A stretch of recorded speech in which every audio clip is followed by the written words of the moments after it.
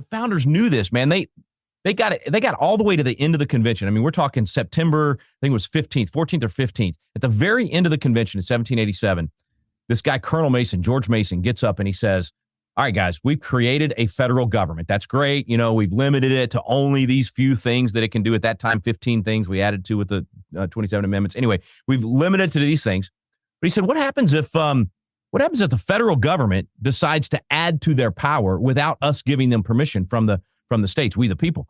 What happens? Because right now, the way that they would get put back in their box is they would have to choose to give up that power. He said, when has that ever happened? No time in history has anybody stolen power and then just given it back on their own. So that was when he said, we need a way for the states without the feds involved to crush these guys back into their box, put them back, limit their jurisdiction. He created this thing in Article 5, a second way to amend the Constitution called Convention of States. And we still to this day have never used it. We still to this day are having to fight tooth and nail to get state legislators to recognize you have the power to overrule the federal government if you'll just use it. And I could talk about that all day. It's a 34-state process. We got 19 that have done it. We need 15 more. And I fight state legislators every day over this as a former legislator saying, you are the most powerful player under the Constitution. But if you don't use your power, you give up your power. And right now, you're asking the federal government to put itself back in the box or the Supreme Court to do the job for you. It's not going to happen. It's got to be the states that force the hand. I always use the 11th Amendment as an example. That was literally overturning a Supreme Court decision called Chisholm v. Georgia in 4 months. So the Supreme Court hands down a bad decision. The states say, we want this overturned.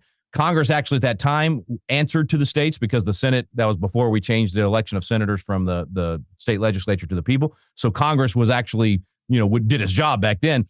And we actually overturned a Supreme Court decision in 4 months. Don't tell me we can't overturn the federal government. Don't tell me that the supremacy clause means they get to do whatever they want. They're about to give up our sovereignty to the World Health Organization. And instead of a lousy state health commissioner telling you got to wear a mask or get a job or stay home or can't go to work, it's going to be some Chinese controlled international agency that's going to be telling us to do that.